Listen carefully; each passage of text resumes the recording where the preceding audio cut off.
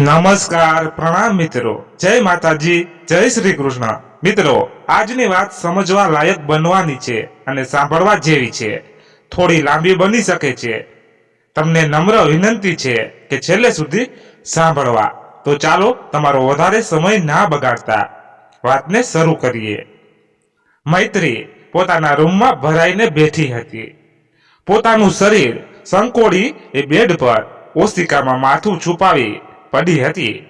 મૈત્રી, બેટા, દરવાજો ખોલ, જે થયું એ ભૂલી જા હવે। મૈત્રીના મમ્મી વિભાબેન મૈત્રીના રૂમનો દરવાજો ખખડાવતા મૈત્રીને સમજાવી રહ્યા હતા। મૈત્રીનો કોઈ પ્રત્યુત્તર ન આવતા તુલસીભાઈએ વિભાબેન સામે જોયું। એને કઈ ખાધું સોફા પર બેઠા મૈત્રીના પપ્પા તુલસીભાઈએ પૂછ્યું। ના, કાલ રાતની પોતાના રૂમમાં ભરાઈને બેઠી છે, બહાર નથી આવી। વિભાબેન સાડીના પાલો વડે આંખોના ખૂણા લૂછતા કહ્યું। તું રહેવા દે, હું કોશિશ કરું। હા, કદાચ તમારી વાત માની જાય તો વિભાબેને ઊંડો નિસાસો નાખતા કહ્યું। પછી ઉમેર્યું, હું જમવાનું ગરમ કરું છું, બોલાવો આવે તો બહાર। તુલસીભાઈ મૈત્રીના રૂમમાં દરવાજા પાસે જઈને ઊભા રહ્યા। બેટા, દરવાજો ખોલ, મારે તારી સાથે થોડી વાત કરવી છે। પપ્પા, મારે તમારી સાથે કોઈ વાત નથી કરવી। મૈત્રી ઓશિકામાં માથું છુપાવી બરાડી પડી। બેટા, હજુ રડે છે તું? તુલસીભાઈ પારે સાદે બોલ્યા। હા, રડું નહીં તો શું કરું? બેડ ઉપર પલાઠી વાળી ખોળામાં ઓશિકું રાખતા બોલે। શું રડવાથી કોઈ ફાયદો થવાનો છે? પપ્પા, હવે ફાયદો શું કે નુકસાન શું? જે થયું એ યોગ્ય તો નથી થયું ને? મૈત્રીથી ડૂસકું મુકાઈ ગયું। તું પહેલા દરવાજો ખોલ, આપણે બાપ દીકરી બેસીને શાંતિથી વાત કરીએ। પપ્પા, વાત કરવા માટે હવે બચ્યું પણ શું છે? મને મારા હાલ પર છોડી દો પ્લીઝ। હમણાં તારા મામા મામી આવતા જશે। ચાલ ઊભી થા, થોડું જમી લે, પછી આપણે નીકળીએ। મૈત્રી નીકળવાનું સાંભળી જાણે એનું હૃદય એકવાર થડકાર ચૂકી ગયો। જિંદગીએ મને ક્યાં લાવીને મૂકી દીધી। મૈત્રી બારી પાસે જઈ ઊભી રહી ગઈ। એ જ્યારે પણ ઉદાસ થતી ત્યારે બારી પાસે જઈને ઊભી રહી જતી। બારીમાંથી દેખાતું ખુલ્લું આકાશ અને ઉડતા પંખીઓની સાથે એક પતંગ પણ ઉડતી દેખાય। ઉડતી પતંગે જાણે એના મનના તારને ઝંઝોળી નાખ્યા। મૈત્રી મનોમન બબડી, હું તો ઉડતા પહેલા જ કપાઈ ગઈ। જીવ્યા પહેલા જ મૈત્રીએ ઊંડો શ્વાસ ભર્યો। મૈત્રી બહાર ન આવતા ફરી વિભાબહેને દરવાજો ખખડાવ્યો। મૈત્રી, મોડું થાય છે બેટા, ચાલ જમી લે થોડું। મૈત્રી તંદ્રામાંથી બહાર આવી। એણે હથેળીઓનો આંખો પર ભાર દઈ આંસુ લૂછ્યા। આવું? મૈત્રી બહાર આવે છે, તમે મનોજને ફોન કરી દો, એ અને શ્વેતા પણ વહેલાસર આવી જાય। વિભાબહેન ટેબલ પર જમવાનું ગોઠવે છે। તુલસીભાઈએ મનોજભાઈને ફોન કર્યો। હેલો મનોજ, ક્યારે આવે છે તું? પપ્પા તમે નીકળો, હું ને શ્વેતા રસ્તામાં જ છીએ, સમયસર ત્યાં પહોંચી જાશું। મેં મામાને પણ ફોન કરી દીધો છે, એ પણ ત્યાં સીધા જ આવશે। પછી રાતે જ બધા સાથે ઘરે આવીશું। ઠીક છે, સારું, તારી મમ્મીને સમાચાર આપી દઈશ। પપ્પા, મૈત્રી ઠીક છે ને? મનોજે ચિંતા વ્યક્ત કરતા કહ્યું। એ તો કાલની પોતાના રૂમમાં ભરાઈને બેઠી છે, હમણાં બહાર આવશે એટલે અમે પણ જમીને નીકળીએ કહી તુલસીભાઈએ ફોન કટ કર્યો।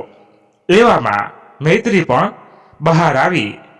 આખી રાત રડી રડીને સોજી ગયેલી આંખોમાં કેટલાય સવાલો હતા। એનો જવાબ એ કોની પાસેથી માગે એના માટે નક્કી કરવું મુશ્કેલ હતું. મૈત્રી ખુરશીની પાછળની તરફ ખસેડી તેના પર ગોઠવાય. ટેબલ પર મમ્મીએ મૈત્રીની થાળી પીરસી. મૈત્રીની પાસે તુલસીભાઈ પણ ગોઠવાયા. સાવ મૌન ગુંગળામણ ભર્યો સન્નાટો ઘરમાં છવાઈ ગયો. ઘરમાં કિલ્લોલ કરતી મૈત્રી સાવ ચૂપ હતી. નાની ઉંમરમાં જિંદગીના ખેલને સમજવા એને મન અઘરા હતા. ઘણું કરવું હતું, જીવનમાં આકાશ ભરીને ઉડવું હતું એને, પરંતુ પહેલા જ એની પાંખો કપાઈ ગઈ. એને પોતાની જાતને એક પ્રશ્ન પૂછ્યો, આમાં વાક કોનો? હું તો વગર વાકે જ ભીસાઈ ગઈ. અને મૈત્રી જમવાનું પડતું મૂકી ઊભી થઈ. પપ્પા, હું તૈયાર થવા જાઉં છું, જવા ટાઈમે બોલાવજો. મેં આવું નહોતું ધાર્યું કે મારી દીકરી સાથે, કહેતા વિભાબેન રડી પડ્યા. તું રડીશ પછી મૈત્રીને કોણ સંભાળશે?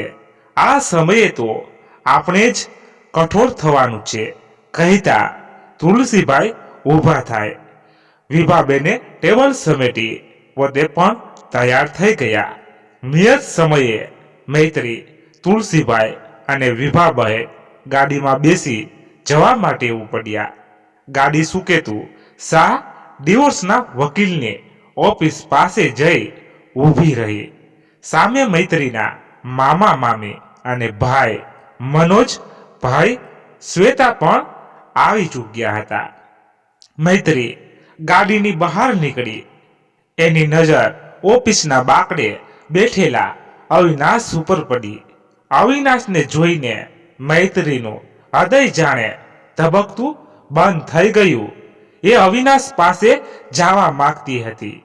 એના મનમાં ઘણા સવાલો હતા, જેનો જવાબ બસ એક અવિનાશ જ દઈ શકે એમ હતો. મૈત્રી ઉતાવળમાં ચાલતી અવિનાશના તદ્દન સામે જઈને ઊભી રહી ગઈ. અવિનાશની આંખોમાં કોઈ જાતનો અફસોસ ન હતો. એ પહેલાની માફક બિંદાસ ઊભો ઊભો આજે પણ મૈત્રીની સામે હસી રહ્યો હતો. મૈત્રીનું મન અવિનાશનો કાટલો પકડી એને બે તમાચા લગાવી દેવાનું થયું, પણ એ મજબૂર હતી. છતાંય એને અવિનાશને પ્રશ્ન કર્યો, કેમ કેમ આવું કર્યું? તે મને મારા કયા ગુનાની સજા આપી? બોલ, આમાં જ તારી ભલાઈ છે. અવિનાશ બિંદાસથી બોલ્યો, આટલો વખતથી ક્યાં હતો તું? મૈત્રી આંખો પોળી કરતા બોલી, તને છૂટી કરી નાખું છું, તો પછી હવે તારે પ્રશ્ન પૂછવાનો કોઈ હક નથી. અવિનાશ, આપણા લગ્નને માત્ર 3 મહિના થયા છે. શું કમી રહેવા દીધી મેં તારા જીવનમાં? તે મને આવડો મોટો ફટકો આપ્યો. મૈત્રીના સવાલોનો કોઈ જવાબ અવિનાશ પાસે ન હતો. એ જમીનમાં માથું ખોડી ઊભી ગયો. મૈત્રીએ એક નજર અવિનાશના મમ્મી પપ્પા બાજુ નાખી. એ બંનેને પણ જાણે મૈત્રીથી છુટકારો મળી ગયો હોય એમ બંને બેઠા હતા. શ્વેતા મૈત્રીની નજીક આવી મૈત્રીના ખંભે હાથ મૂકી શ્વેતા બોલી, શા માટે મૈત્રીબેન તમે કીચવાઈ રહ્યા છો? જે માણસના પોતાના જ ઠેકાણા નથી, એ માણસ શું બીજાને કોઈ ખુશી આપી શકવાનો? જે થાય એ સારા માટે જ થાય. ચાલો, વકીલ સાહેબ અંદર બોલાવી રહ્યા છે. વકીલની કેબિનમાં અવિનાશ અને મૈત્રીની સામે ડિવોર્સ કાગળ મૂકવામાં આવ્યો. અવિનાશ જાણે કંઈ નથી એમ ત્યાંથી સહી કરી નીકળી ગયો. મૈત્રીએ છેલ્લી વખત અવિનાશ તરફ જોયું. અવિનાશ પળવાર ત્યાંથી ઊભ્યા વગર જઈ રહ્યો હતો.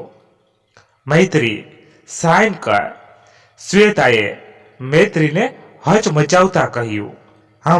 હા. મૈત્રીએ ધ્રુજતા હાથે પેન પકડી મૈત્રીની આંખો સામેની જાણે આખું જીવન રીલની જેમ પસાર થવા લાગ્યું. મમ્મી પપ્પાના લગ્નના પ્રેશર વચ્ચે મૈત્રીનું બીએડનું છેલ્લું વર્ષ પૂરું થયું.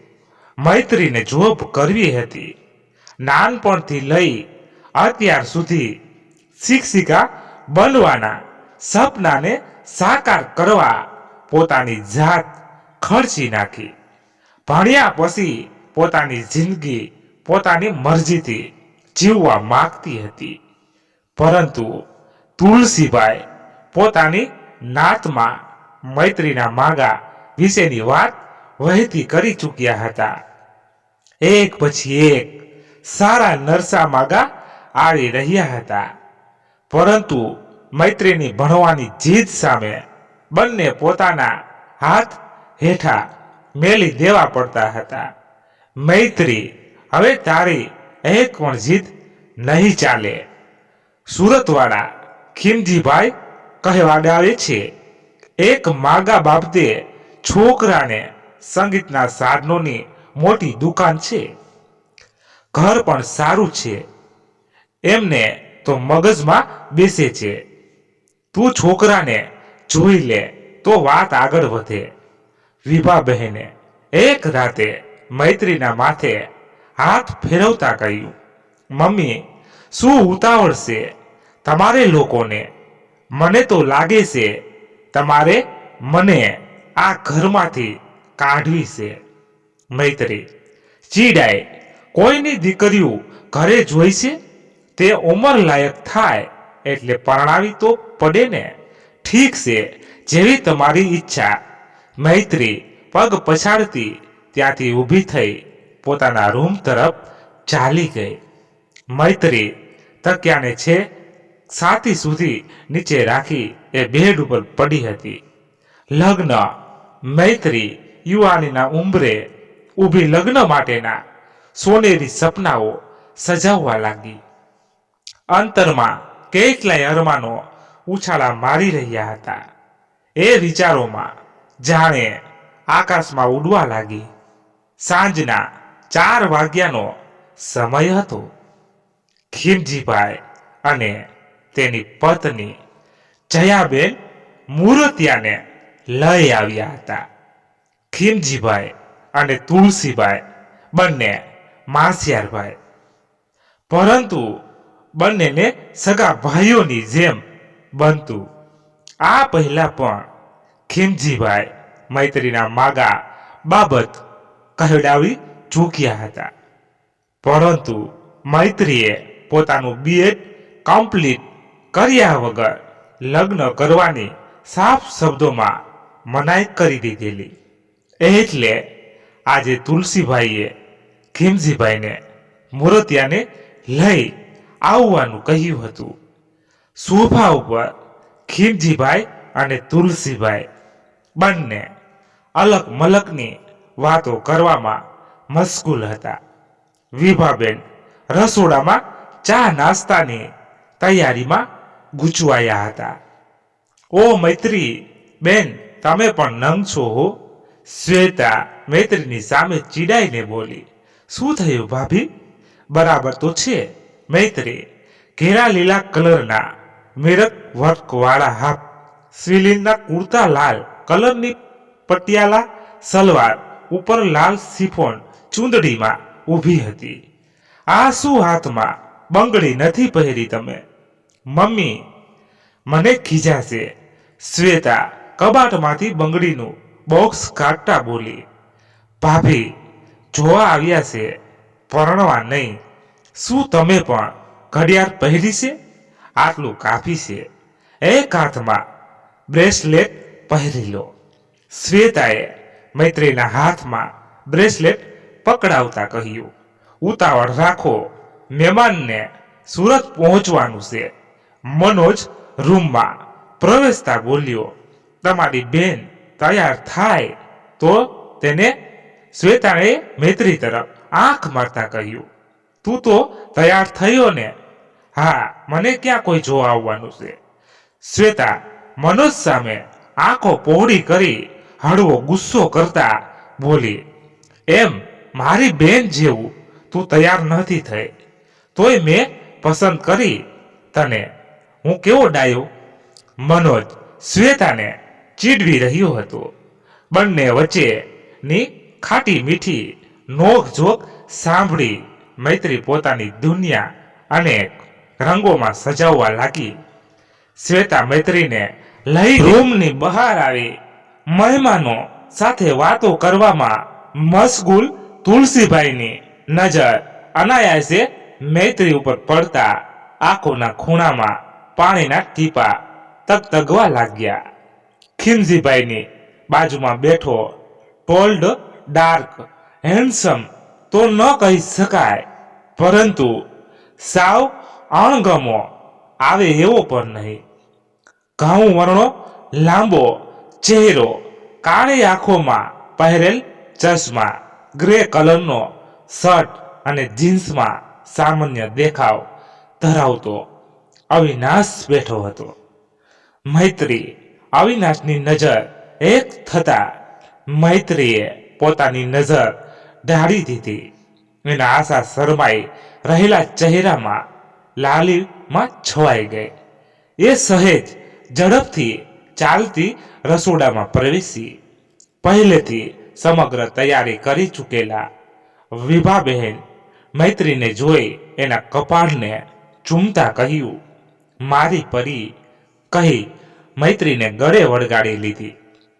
પાછળ શ્વેતા પણ હાથમાં પાણીની ટ્રે લઈને આવી. ચા આપવાનું જ જવાનું છે, ચાલો જોજો હો બેની બા, ડરતા નહીં, ભાભીએ મસ્તી ભર્યા અંદાજમાં કહ્યું. ભાભી રેવા દ્યો. મૈત્રી શરમાઈ ગઈ અને ચા નાસ્તાની ફોર્માલિટી પતાવ્યા બાદ શ્વેતા અને મૈત્રી વિભાબેન પાસે બેસી ગયા. વિભાબેન છોકરા છોકરી બે વાત કરી લેતો, જો તમને કઈ વાંધો ન હોય તો. જયાબેન ખીમજીભાઈ સામે જોઈ બોલ્યા.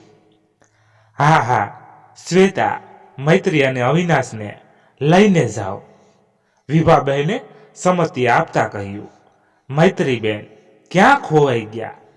સહી કરો, જરા ઉતાવળ રાખો.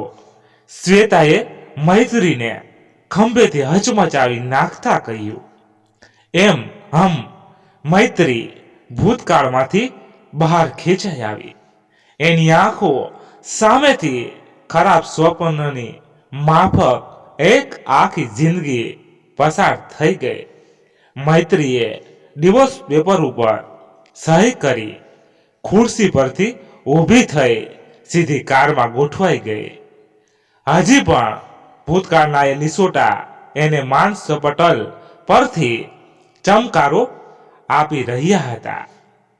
ત્યારે એ પહેલી વખત મળેલો, પરંતુ એ શાંત જળની જેમ બેઠો હતો અને હું દરિયાના મોજાની જેમ ઉછળવા માંગતી હતી. પહેલો આ અહેસાસ કેટલો અદ્ભુત હોય છે નહીં? પરંતુ એ સાવ શાંત આંખોને ઢાળી બેઠો હતો. શું એ ખુશ નહોતો? કદાચ એ પણ શરમાઈ રહ્યો હોય. શરમ તો મને પણ આવતી હતી. મારી અંદરથી એક અજબ કંપન થતી હતી અને મેં વાતોનો દોર શરૂ કર્યો. એ મારા હરેક સવાલોને સાવ ટૂંકમાં પતાવવા લાગ્યો. શું એની પાસે કોઈ સવાલો ન હતા? એનો એ ભાવવિહીન ચહેરો મને ગુંગળાવી રહ્યો હતો. હું ત્યાંથી ઊભી થઈ બહાર નીકળી ગઈ અને એણે મારી સામે એક નજર સુધા પણ ન કરી. મૈત્રીની આંખો અવિનાશ સાથેની પહેલી મુલાકાત યાદ કરતા છલકાઈ ગઈ. મમ્મી પપ્પા, ભાઈ ભાભી, મામા મામી દૂર ઊભા કોઈ ઊંડી ચર્ચા કરી રહ્યા હતા. શું એ ચર્ચામાં વિશે કરી રહ્યા છે? મૈત્રી મનોમન બોલી. ગાડીમાં બધા ગોઠવાયા. મનોજ ઘર તરફ ગાંડી હંકારી. ઘરના દરવાજે પહોંચતા જાણે મૈત્રી ભાંગી પડી. એ હજી પણ આઘાતમાં હતી. શા માટે? કેમ? આવા સવાલો એના મનમાં વારવાર ઉઠી રહ્યા હતા. એનો જવાબ ખુદ એની પાસે ન હતો. છેલ્લા 3 મહિનામાં એની જિંદગી આટલી ઘોર અંધકાર તરફ ધકેલાઈ જશે એને કલ્પના પણ નહોતી.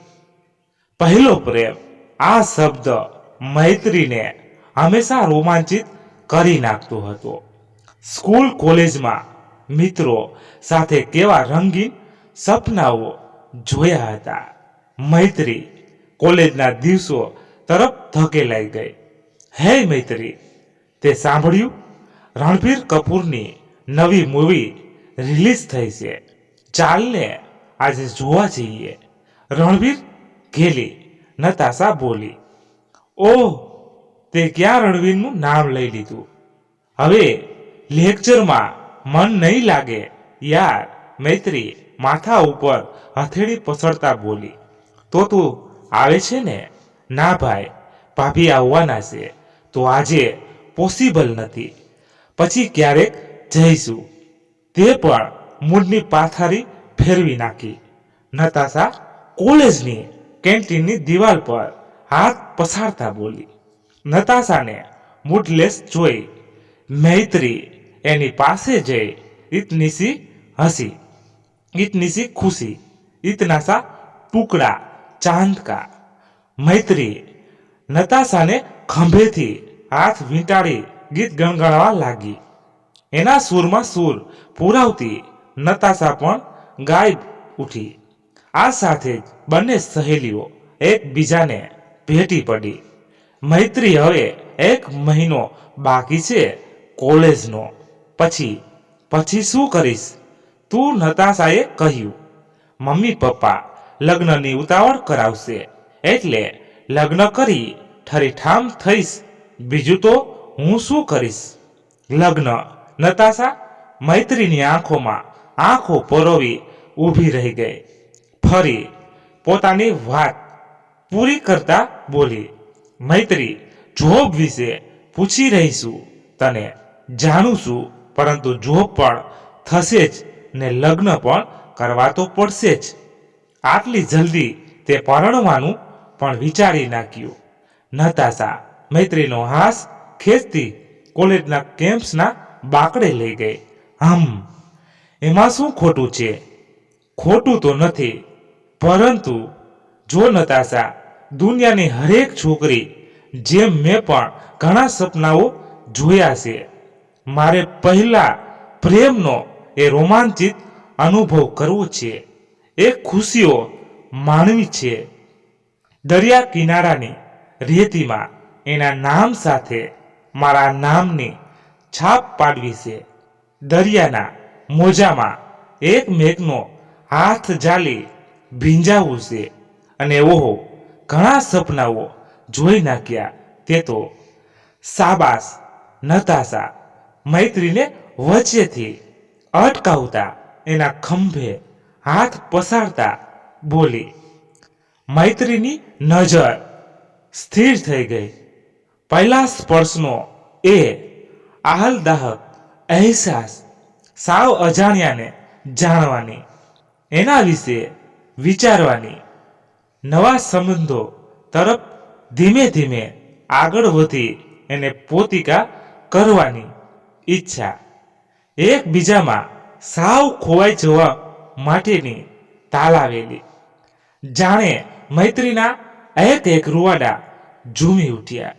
મૈત્રી, પાસી આવ. નતાશા મૈત્રીની આંખો સામે ચપટી વગાડતા બોલી. શું છે યાર, વારે વારે ક્યાં ખોવાઈ જાશો?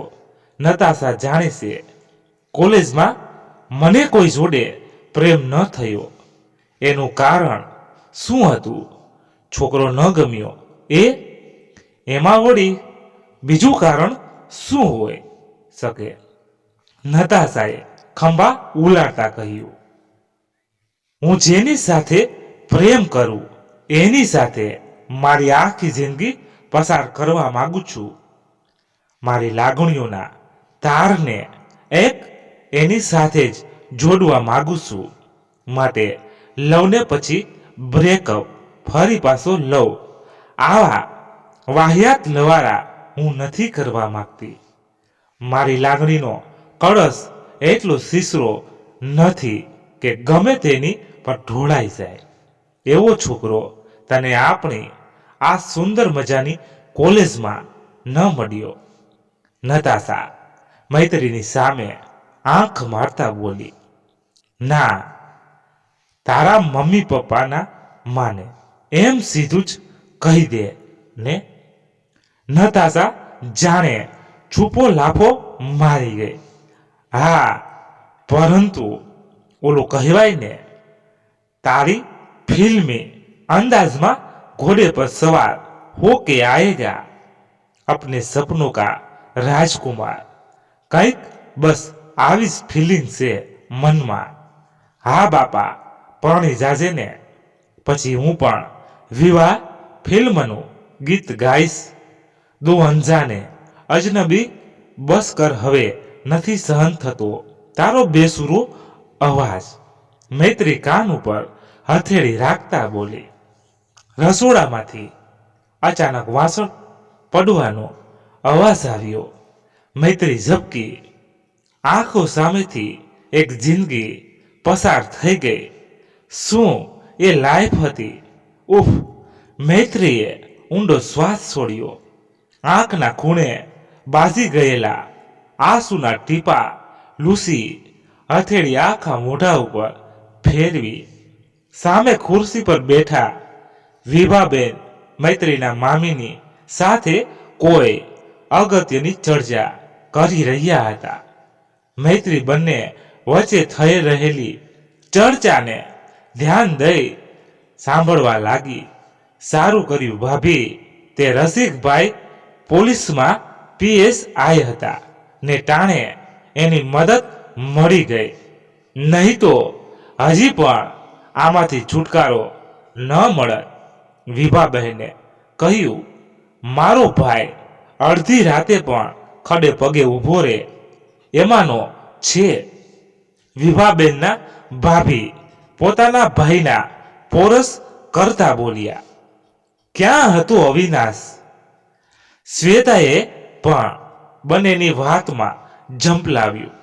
એમ રાજકોટ, ત્યાં એના કોઈ સગાને ત્યાં ભરાઈને બેઠો હતો. એ તો રસિક મામાની લાગવગને કારણે પકડાયો. મારા સાસુ મૈત્રી બોલતા બોલતા સહેજ અટકી ગઈ. પછી ગળું ખંખેરી એ ફરી બોલી. અવિનાશના મમ્મી પપ્પા પણ ત્યાં જ હતા. ના, એ તો એના ગામડે ભાગી ગયા હતા. ત્યાં તો મેં તપાસ કરાવી હતી. તે વિવાબહેન અચરજ પામતા મૈત્રી સામે જોઈ બોલ્યા. હા, જ્યારે ખબર પડી કે એ લોકોએ સુરતનું મકાન વહેંચીને ક્યાંક ફરાર થઈ ગયા છે, તો મેં ગામડાના ઘરની બાજુમાં રહેતા પુષ્પા કાકીને ફોન કર્યો હતો. મૈત્રી વિચાર કરતા બોલી. કેમ? એ લોકોના હાલચાલ પૂછવા. મૈત્રીના મામાએ મૈત્રી સામે જોઈ કટાક્ષ કર્યો. ના, આ બધો શું મામલો છે એ પૂછવા. શા માટે એ લોકોને ઘર વેચીને ભાગવું પડ્યું એ પૂછવા. અવિનાશ ક્યાં છે એ પૂછવા. મૈત્રીના ગળે ડૂમો ભરાઈ ગયો. એની આંખો સામે હજી પણ ભૂતકાળ ઉભરાઈ રહ્યો હતો. 3 મહિનાના લગ્ન જીવનમાં કોઈ માણસને આપણે કેટલો ઓળખી શકવાના? એમાં પણ એ જેની સાથે રહેવાના આપણે હજારો સપનાઓ જોયા હોય અને એ જ તમારી જિંદગીમાંથી આસાનીથી બહાર નીકળી જાય. શું આ બધું અવિનાશ માટે આટલું સહેલું હતું? શું એના મનમાં કોઈ ફિલિંગ જ નહોતી? મૈત્રી વિચારોના ચકડોળે ચડતી પોતાના રૂમ તરફ ચાલવા લાગી. મૈત્રી બારીમાંથી ખુલ્લા આકાશ તરફ જોઈ ઊભી હતી. બારીમાંથી આવતા પવનથી એના વાળની લટ ઉડી રહી હતી. મૈત્રીએ આડી આવતી લટને કાનની પાછળ ધકેલી દીધી. હજી 3 મહિના પહેલા તો પોતાના ચહેરા પર લહેરાતી વાળની લટ એને અતિશય પ્રિય હતી. અવિનાશ એની પાસે સમય જ ક્યાં હતો? આ બધા માટે મૈત્રીએ ઊંડો નિસાસો નાખ્યો. એ પલંગ પાસે આવી ઉસિકાને ખોળામાં લઈ એ બેસી ગઈ. બહારથી વિભાબહેનનો અવાજ અંદર સુધી આવી રહ્યો હતો. હજી પણ અવિનાશ વિશેની ચર્ચા ચાલુ જ હતી. મૈત્રી પલંગ પર પલાઠી વાળીને ધ્યાનપૂર્વક એ ચર્ચા સંભાળવા લાગી. ભાભી ખીમજીભાઈએ અમને છેતર્યા. વિભાબેન ભારે સાદે બોલ્યા. તમારે પણ માણસો બાબતે તપાસ કરાવી જોઈએ ને. સાવ આંધળો વિશ્વાસ મૂકી દેવાય. આનું શું પરિણામ આવ્યું? વિભાબહેનના ભાઈએ ખીજાતા કહ્યું. ભાઈ, આવી ખબર હોય આપણે બધા સાથે જ ઘરમાં જોવા ગયેલા. કેવો મોટો બંગલો હતો, ઘરની દુકાન. આવી ખબર કોઈને હોય કે આ બધું દેખાડા માત્ર જ છે? તુલસીભાઈએ કહ્યું. પપ્પા, ખરેખર એ લોકો ગેરકાનૂની કામોમાં સંડોવાયેલા હતા. શ્વેતા આંખો ઝીણી કરતા બોલી. હા, પોલીસ પાસે એના તમામ પુરાવા છે. આપણે નસીબદાર કે મૈત્રી સાતમનો તહેવાર કરવા અહીંયા આવી ગઈ. નહીં તો એ પણ આ બધા ગુનામાં સંડોવાઈ જાત. એની ઉપર માથાના મોવારા જેટલો તો કરજ પણ હતો. વિભાબેને આશ્ચર્ય પામતા કહ્યું. હા, એટલે તો એ લોકો ફરાર હતા. ઘર વેચી નાખ્યું. અવિનાશના માતા પિતા પોતાના ગામડે પણ છુપાઈને રહેતા હતા. અવિનાશનો તો કોઈ પતો જ નહોતો. આપણે ભાગી ગયાનો કેસ કર્યો ત્યારે એ લોકોની અસલી સચ્ચાઈ સામે આવી. મૈત્રી બહાર થઈ રહેલી વાતોને સાંભળતી હતી. આજે એને સમજમાં આવ્યું કે અવિનાશ ઘણી વખત દીવ, મુંબઈ, દિલ્હી જતો. છેલ્લી વખત એ કેનેડાનું કહીને નીકળ્યો હતો. બિઝનેસ માટે જઈ રહ્યો છું કહીને. શું હતો એનો બિઝનેસ? શું કરતો હતો એ? શું મ્યુઝિક ઇન્સ્ટ્રુમેન્ટની આડમાં એ સાચે કાળા ધંધા કરતો? મૈત્રીના મગજમાં જાણે તોફાન ઉમટ્યું. કેટલીય વખત સામે જવા માટે એ ઝઘડી હતી અવિનાશ સાથે. પરંતુ અવિનાશ ત્યાં તારે શું કામ છે કહી નીકળી જતો હતો. મૈત્રી માટે ન તો અવિનાશ પાસે સમય હતો કે ન તો ખુશી દેવા માટે કોઈ પણ. મૈત્રી તરસતી અવિનાશ માટે, એના પ્રેમ માટે, પોતાના એ પ્રથમ પ્રેમના સપનાઓને આમ પોતાની આંખો સામે તૂટી જતા એના મનમાં અસહ્ય પીડા ઉપડતી હતી. મૈત્રી જોરથી રડી પડી. એના રડવાનો અવાજ બહાર છેક સંભળાયો. શ્વેતા ઊભી થઈ મૈત્રીના રૂમમાં ગઈ અને રડતી મૈત્રીને ગળે વળગી એને શાંત પાડવા લાગી. જે થયું તે સારું જ થયું. તમે છૂટી ગયા એમ કહો. શ્વેતા મૈત્રીને દિલાસો દેતા બોલી. ભાભી, કેમ મારી સાથે જ કેમ? લગ્નના આટલા દિવસોમાં એક દિવસ પણ સુખનો નથી ગયો. અવિનાશ હંમેશા મારાથી દૂર ભાગતો હતો. હું ધમ પસાડા કરતી એની સાથે સમય પસાર કરવા માટે, પણ એને કોઈ અસર જ નહોતી. આજે ખબર પડી કે એ કેનેડા કામ માટે જઈ રહ્યો હતો. કે પછી મૈત્રી હિપકે ચડી. આમાં એના મમ્મી પપ્પા પણ સંડોવાયેલા હતા. શ્વેતાએ કહ્યું. મૈત્રીને યાદ આવ્યું જ્યારે કોઈ ગુંડા ટાઈપ જેવા માણસો ઘરે આવતા ત્યારે એના સાસુ સસરા મૈત્રીને પોતાના રૂમમાં મોકલી દેતા. મૈત્રી જ્યારે પણ એ માણસો બાબતે પૂછતી ત્યારે બિઝનેસ માટે આવ્યા હતા એમ કહી વાતને ટાળી દેતા. લગ્ન જીવનના 3 મહિના તો અવિનાશ મૈત્રીને બહાર લઈ ગયો કે ન તો એના મમ્મી પપ્પાએ આ વિશે કોઈ ચર્ચા કરી. મૈત્રી ઘણી વખત આ બાબતે અવિનાશ સાથે ઝઘડતી પણ ખરી. મૈત્રીને એ દિવસ યાદ આવી ગયો જ્યારે અવિનાશ કેનેડા જવાનું કહેતો હતો. ત્યારે મૈત્રી ખૂબ જીદે ચડી હતી. અવિનાશ, હું પણ તારી સાથે આવું. મૈત્રી અવિનાશને ગળે વીંટળતા બોલી. કેમ આપણે બંને સાથે ત્યાં હોઈએ તો એવું નથી ઈચ્છતો? આપણે લગ્ન પછી ક્યાંય ફરવા નથી ગયા તો આ બહાને આપણે એકબીજા સાથે સમય પસાર કરીશું. ત્યાં હું કામ માટે જઈ રહ્યો છું, ફરવા નહીં. પછી ક્યારેક જઈ આવીશું સાથે. અવિનાશ મૈત્રીને પોતાનાથી દૂર ધકેલી બેડ ઉપર ઓસીએ કોણી ટેકવી પગ ઉપર પગ ચડાવી મોબાઈલમાં મોઢું ખોસી દેતો બોલ્યો. પછી ક્યારેક અવિનાશ, તું અઠવાડિયામાં 5 દિવસ બહાર જ હોય છે, વધ્યા 2 દિવસ તો ત્યારે પણ તારી પાસે સમય નથી હોતો. મૈત્રી બરાડી પડી. બહાર મમ્મી પપ્પા સાંભળે છે, ધીમે બોલ. અવિનાશ હોઠ ઉપર આંગળી રાખતા બોલ્યો.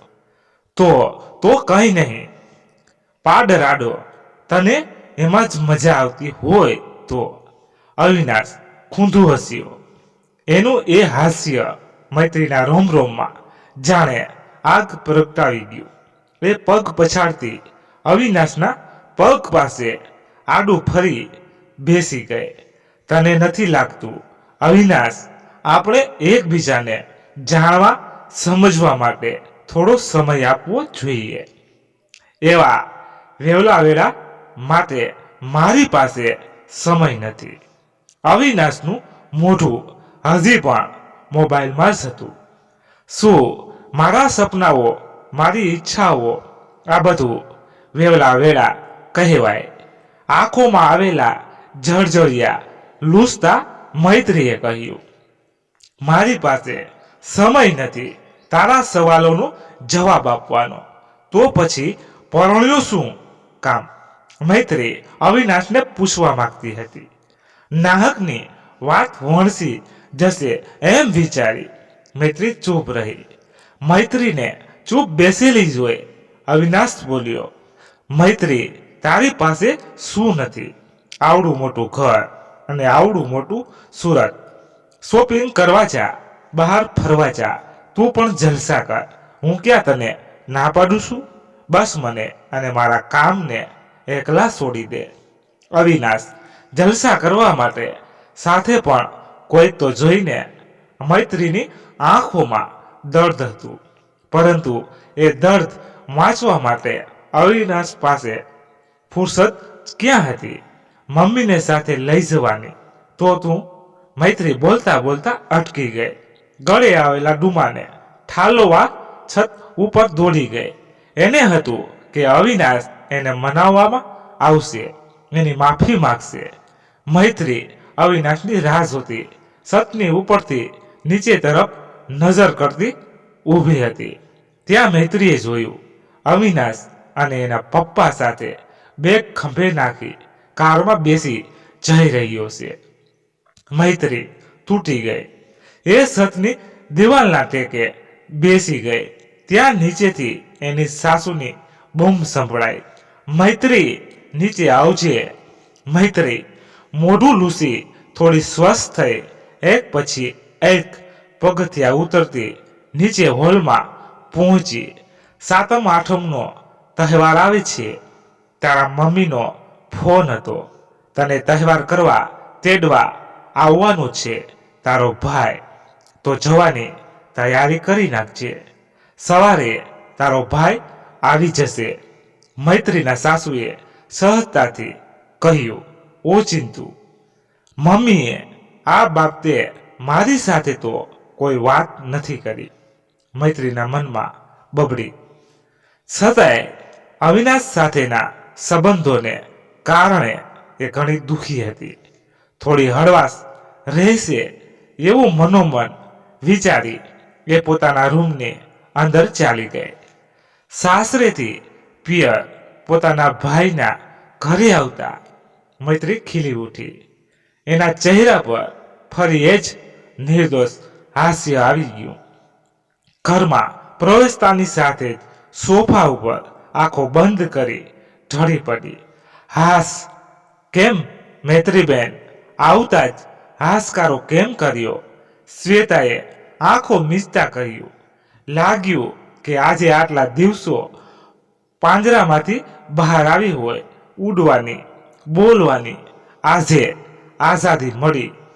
મૈત્રીની આંખો હજી પણ બંધ હતી. કેમ આઝાદી? ત્યાં તમારે શેનું દુઃખ છે? સાહેબી ભોગવો છો, નોકર ચાકર, મોટું ઘર, ક્યાં કોઈ કમી છે તમારે? શ્વેતા મનોજની પાસે બેસતા બોલી. મનોજ ઊંડા વિચારોમાં ગરકાવ હતો. ફરી ફરીને એ શ્વેતા અને મૈત્રીની વાતો ઉપર એનું ધ્યાન ન હતું. શ્વેતાએ મનોજની સામે જોતા કહ્યું. મનોજ, શું વિચારી રહ્યા છો? કાલની જોઈ રહી છું, તમે ઉદાસ લાગો છો.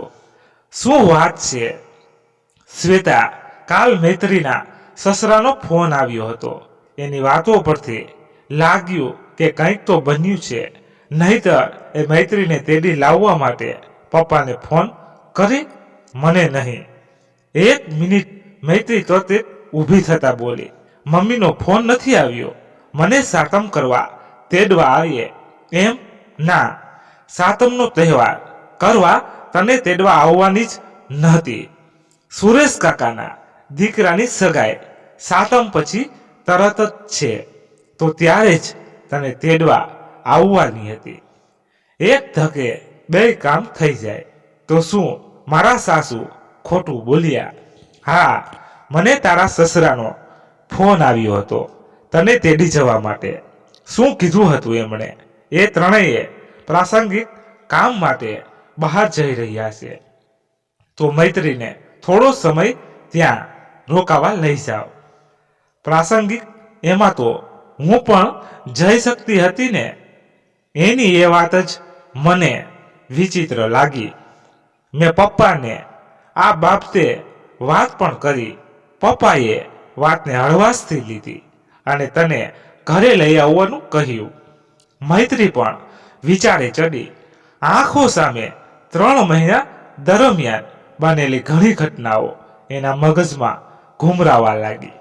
એને હવે સમજાયું કે એ ગુંડા જેવા દેખાતા માણસોનું આવવું, અવિનાશ અને તેના પપ્પાનું ઓચિંતું બહાર જવું.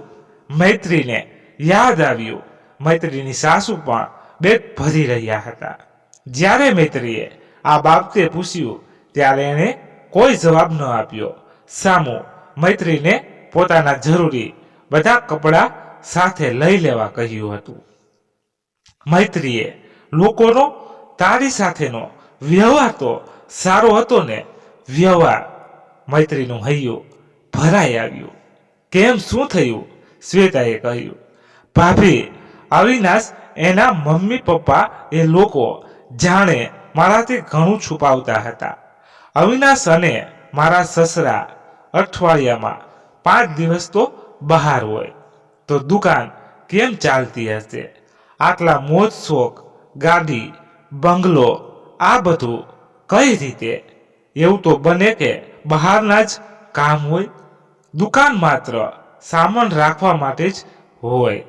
મનોજ તર્ક લગાવતા બોલ્યો. ખબર નહીં શું વાત હતી. મેં ઘણી વખત જોયું કે એ ત્રણેય એક રૂમમાં ભરાઈને વાતો કરતા. હું જતી ત્યારે અવિનાશ મને બહાર જવાનું કહેતો. આ બધું મને વિચિત્ર લાગતું, છતાંય હું ચૂપ રહેતી. અવિનાશે તો તારી સાથે બરાબર હતો ને? મનોજ મૈત્રીની નજીક જઈ બેસતા બોલ્યો. મૈત્રીની આંખોમાં દર્દ ભરાઈ આવ્યું. ભાઈ, અવિનાશ અને મારી વચ્ચે પતિ પત્ની જેવો કોઈ સંબંધ નહોતા. મને ઘણી વખત આ લોકોની ગતિવિધિ ખૂજતી, પણ સમય આવીએ બધું સારું થઈ જશે એવું વિચારી હું ચૂપ હતી. તારે આ બાબતે મને વાત તો કરવી જોઈતી હતી ને? મનોજનો અવાજ વધી ગયો. મનોજ, એના લગ્નને માત્ર 3 મહિના થયા છે. એને શું ખબર હોય? આમ પણ અરેન્જ મેરેજમાં બે વ્યક્તિઓએ એકબીજાની નજીક આવવામાં થોડો સમય તો લાગે ને. એની સગાઈના માત્ર મહિના દિવસમાં બંનેના લગ્ન થઈ ગયા હતા. આમાં એક બીજાને સમજવાનો અવકાશ જ ક્યાં હતો? આમાં મૈત્રી સાચી છે, એનો કોઈ વાંક નથી. શ્વેતાએ મૈત્રીનો પક્ષ લેતા કહ્યું. ભાભી, અવિનાશ જોવા આવેલો ત્યારે પણ ચૂપ હતો. અમે સગાઈના થોડા દિવસ પછી પહેલી વખત મૂવી જોવા ગયા ત્યારે પણ એ ચૂપ હતો. મને એમ હતું કે એ શરમાઈ રહ્યો હશે અથવા એને બોલવાની ટેવ ઓછી હશે, એટલે આવું વર્તન કરી રહ્યો હશે. સગાઈથી લગ્ન સુધીના સમયગાળામાં એણે મારી સાથે માત્ર નાને બરાબર વાત કરી અને લગ્ન પછી એની પાસે સમય જ નહોતો. એ સતત ઘરની બહાર જ રહેતો. મૈત્રીએ અહીંયા વરાળ કાઢતા કહ્યું. આપણે આ બાબતે મમ્મી પપ્પાને વાત કરવી જોઈએ. શ્વેતાએ મનોજ સામે જોઈ કહ્યું. હું એ લોકોને અહીંયા બોલાવી લઉં છું. મનોજ તુલસીભાઈને ફોન જોડતા બોલ્યા. મૈત્રીને હજી પણ સમજાઈ નહોતું રહ્યું કે આ બધું શું થઈ રહ્યું છે. એ અવિનાશ સાથેના પોતાના સંબંધો સુધારવા માંગતી હતી. ત્યાં અણધાર્યું આ શું બની ગયું? મૈત્રીના ચહેરા પરની બદલાયેલી રેખાઓ જોઈ શ્વેતાએ મનોજ સામે ઈશારો કરી મૈત્રીને સામે જોવા કહ્યું. મૈત્રી, તારો અને અવિનાશનો સંબંધ હવે પૂરો એવું સમજજે. મનોજ ભારે સાદે બોલ્યો. મૈત્રીની અંદર થડકારો થયો. એ આઘાત પામતા બોલી. ભાઈ, પણ કેમ? મમ્મી પપ્પા ખીમજી કાકાના ઘરે જવાના છે, પછી અહીંયા આવશે. પપ્પાની વાતો પરથી લાગ્યું કે એ તને હવે ત્યાંથી છૂટી કરી નાખશે. શા માટે? મૈત્રીની આંખો સજડ થઈ ગઈ. મારે અવિનાશ સાથે વાત કરવી છે. મૈત્રી ફોન હાથમાં લઈને મનોજ શ્વેતાના બેડરૂમની અંદર ચાલી ગઈ. એ પલંગ ઉપર બેઠી અવિનાશનો નંબર ડાયલ કર્યો. અવિનાશનો ફોન સ્વિચ ઓફ બતાવી રહ્યો હતો. આવું ઘણી વખત બનતું. જ્યારે અવિનાશ બહાર રહેતો ત્યારે તેનો ફોન લગભગ સ્વિચ ઓફ જ રહેતો અને રિંગ વાગતી તો ત્યારે ફોન ઉંચકવાની તસદી અવિનાશ ભાગ્યે જ લેતો. મૈત્રીએ સતત વરસતી આંખે પોતાના સાસુ સસરાને પણ ફોન લગાવ્યો. બંનેના ફોન સ્વિચ ઓફ બતાવી રહ્યા હતા. મૈત્રી તૂટી ગઈ. મૈત્રીના ડુસકા શ્વેતાના કાને પડ્યા. એ ઝડપથી મૈત્રી પાસે દોડી ગઈ. ધીરજથી કામ લો બેન, રડવાથી સમસ્યાનું સમાધાન નહીં આવે. શ્વેતાએ મૈત્રીના વાસા ઉપર હાથ ફેરવતા કહ્યું. મૈત્રી શ્વેતાને વળગીને રડી પડી. શ્વેતાની પાછળ મનોજ પણ રૂમમાં દાખલ થયો. મૈત્રીની મનોવ્યથા જોઈ મનોજની આંખોના ખૂણા ભીંજાઈ ગયા. એને મૈત્રીના માથા ઉપર હાથ મૂકતા કહ્યું. મૈત્રી, ફિકર ના કર, સૌ સારાવાના થઈ જશે. શું ડિવોર્સ એક જ રસ્તો છે? મૈત્રી હિપકા ભરતા બોલી. હજી ક્યાં થયો છે? હું અનુમાન લગાવું છું. એકાએક મૈત્રીએ ફરી ઉમેર્યું. આ એકાએક નથી, મૈત્રીબેન શ્વેતાએ મૈત્રીની પાસે બેસતા કહ્યું, તો આ પહેલા પણ 2 વાર ફોન આવ્યો હતો તમારા સસરાનો, મૈત્રીને લઈ જાઓ. શ્વેતાએ કહ્યું, પરંતુ શા માટે? શું વાંક હતો મારો? મેં પણ પૂછ્યું હતું, પરંતુ તારા સસરા મૈત્રીને એ બહાને થોડી છૂટી મળે કહી વાતને હસવામાં કાઢી નાખતા. મમ્મી પપ્પા કારણ વગરના ચિંતા કરશે એમ વિચારી મેં આ વાત એમને પણ નહોતી કરી. મૈત્રીબેન, જોવાની ખૂબી તો એ છે કે તમારા સસરાના જેટલા પણ ફોન આવ્યા એ મનોજ ઉપર જ આવ્યા, પપ્પા ઉપર નહીં. શ્વેતાએ કહ્યું, એ લોકોના પેટમાં શું પાપ હોય એ તો એ લોકો જ જાણે. પપ્પા જાય છે ખીમજી કાકાને લઈને, પછી સાચી વાતની ખબર પડશે. મનોજ ઊંડો શ્વાસ ભરતા બોલ્યો. મૈત્રીના મનમાં તોફાન રચાયું. કેટલાય સવાલો હતા જેના જવાબ એને અવિનાશ સિવાય કોઈ આપી શકે તેમ નહોતું. એને ફરીવાર અવિનાશના નંબર ડાયલ કર્યો અને ફરીવાર સ્વિચ ઓફ. ખીમજીભાઈ ગળામાં ગાળીઓ સલવાઈ જાય પછી જ આંખ ઉઘડે. મેં આ લોકોને સાવ આવા નહોતા ધાર્યા. ખીમજીભાઈ તુલસીભાઈની આંખોમાં જઈ ન શકતા આડું ફરી ગયા. તમારા વિશ્વાસે મેં મારી દીકરીને એ લોકોના હાથમાં સોંપી. હવે ખરે ટાણે જ તમે હાથ ઊંચા કરી જાઓ તેમ થોડું ચાલે. હું હાથ ઊંચા નથી કરી રહ્યો. હું માણસને ઓળખવામાં કાચો પડ્યો છું. મારાથી થાપ ખવાઈ ગઈ. હવે આ ચર્ચાનો કોઈ મતલબ નથી. આગળ શું કરવું એનો વિચાર કરો. વિભાબેન વચ્ચે પડ્યા. છૂટાછેડા બીજું શું? તુલસીભાઈ વિભાબેન સામું જોઈ બોલ્યા. તમારે પહેલા માણસો વિશે તપાસ કરવી જોઈતી હતી, તો અત્યારે આ દિવસ જોવો ના પડે. ભાભી, મેં પણ ઘણી પૂછપરછ કરી હતી. રિપોર્ટ બધેથી સારા જ મળ્યા હતા. પછી મેં તમને વાત કરી. હું નહોતો જાણતો કે એ લોકોના ચાવવાના ને દેખાડવાના દાંત અલગ જ હશે. એ કોઈના પણ ફોન નથી લાગી રહ્યો. એના ઘરે ગયો ત્યારે દરવાજે તાળું લટકી રહ્યું હતું. અમારી જાણ વગર જ મનોજને ફોન કરીને દષ્ટિને મોકલી દીધી. આ લોકોના ગોરખ ધંધા હવે બહાર આવશે.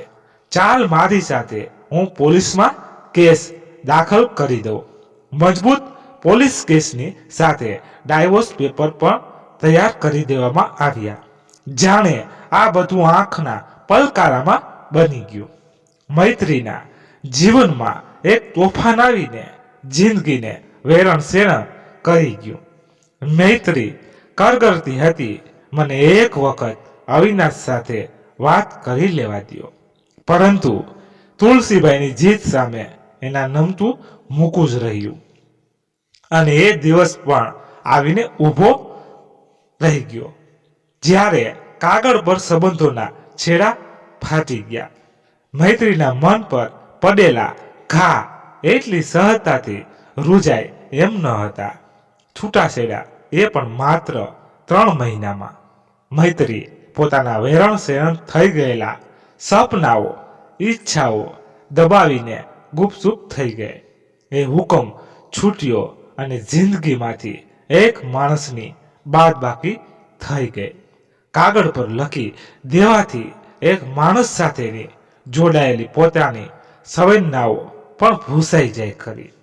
મને વગર પૂછ્યા લગન અને હવે છૂટાછેડા. હું આમાં ક્યાં છું? શું મારી જિંદગી મારી નથી? કેમ? શા માટે હરેક નિર્ણયો મારા પર થોપી દેવામાં આવ્યા છે? બંગલો, ગાડી બહારથી દેખાય રહેલી અથત સુખ સુવિધાઓથી અંજાઈને લાગ્યું કે હું સુખી થઈશ. એટલે વગર જાણીએ, વગર મારી મરજી પૂછીએ ત્યારે પણ એ હુકમ છોડી દેવામાં આવ્યો. અને આજે પણ વિચારો મન તાંડવ કરવા લાગતા ત્યારે મૈત્રીની આંખો સજડ થઈ હતી. મૈત્રીને આઘાતમાંથી બહાર લાવવા માટે શ્વેતા એને ઘણી સમજાવતી. મનોજ પણ એ અહીંયા બરાબર છે. વિભાબહેને વચ્ચે કહ્યું, એમાં વાતો શું કરવાની, આવું તો બનતું જ રહે છે. સમાજમાં આ કોઈ નવીન વાતો તો નથી.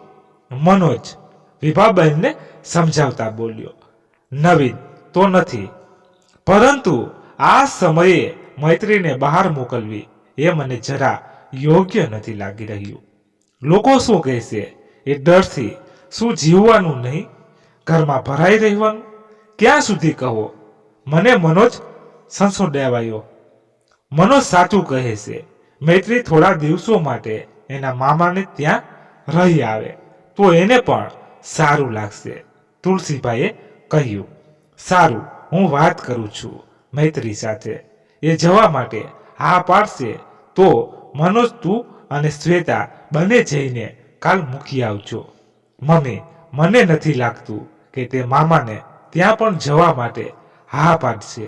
શ્વેતાએ કહ્યું, કેમ, એની હાલત?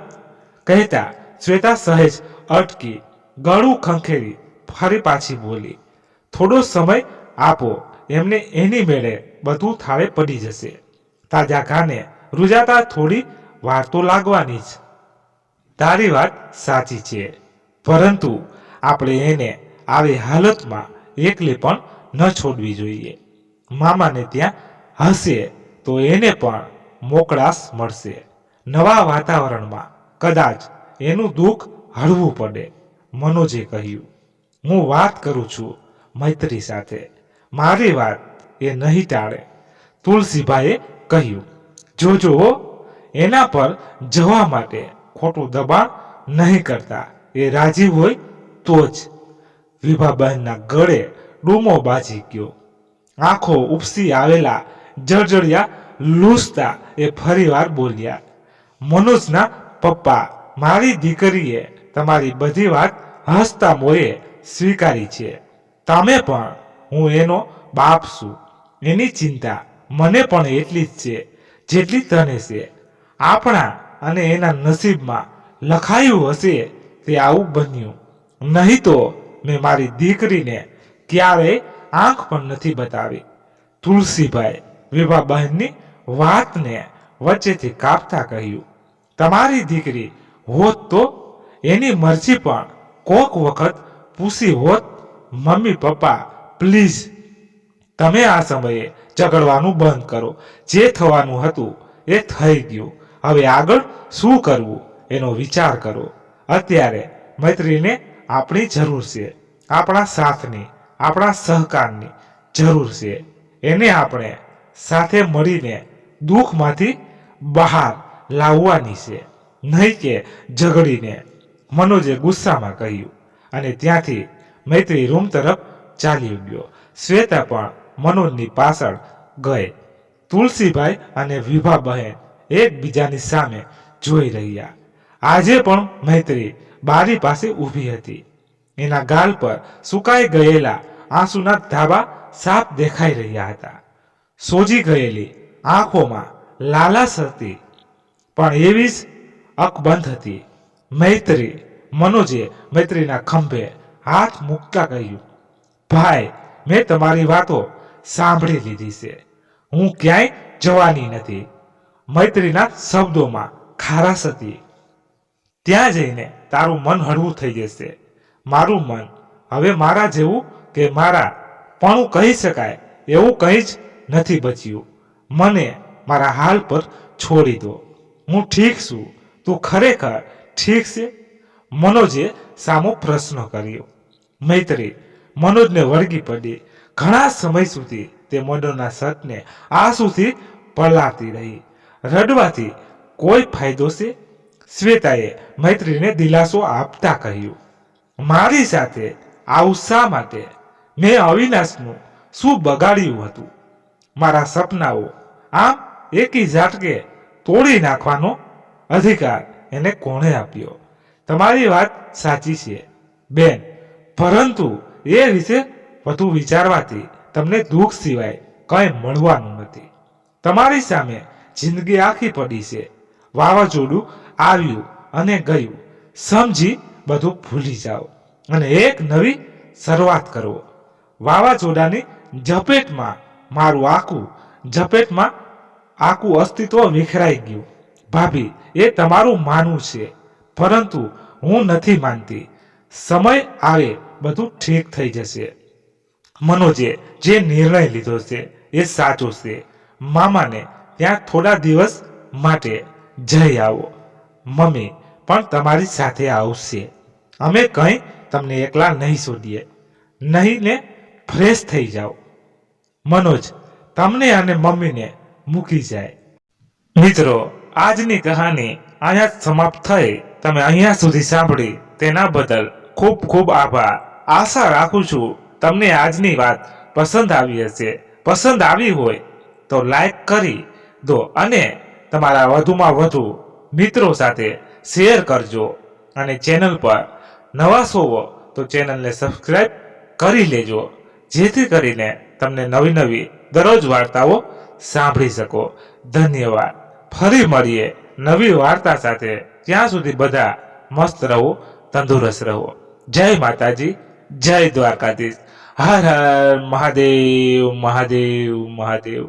જય શ્રી રામ, જય બજરંગ બલી. મિત્રો, અમારી વાર્તામાં કાંઈ પણ ભૂલ તમને દેખાય તો અમને અવશ્ય ચોક્કસ કોમેન્ટ બોક્સમાં જણાવશો. Thank you so much.